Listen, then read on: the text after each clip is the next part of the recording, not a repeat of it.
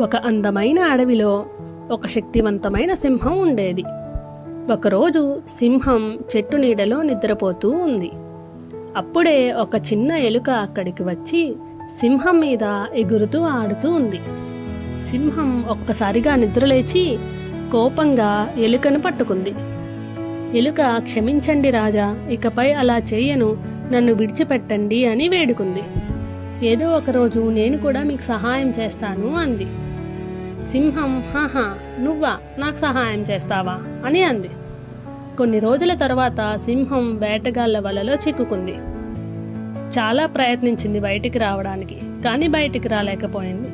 అప్పుడు ఎలుక అక్కడికి వచ్చి వలను కొరుకుతూ కోసింది. కొద్దిసేపటికి సింహం వల నుంచి బయటపడింది.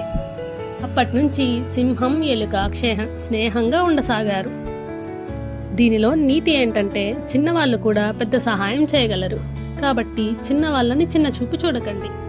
నా కథ మీకు నచ్చినట్లయితే like, share and subscribe to my channel.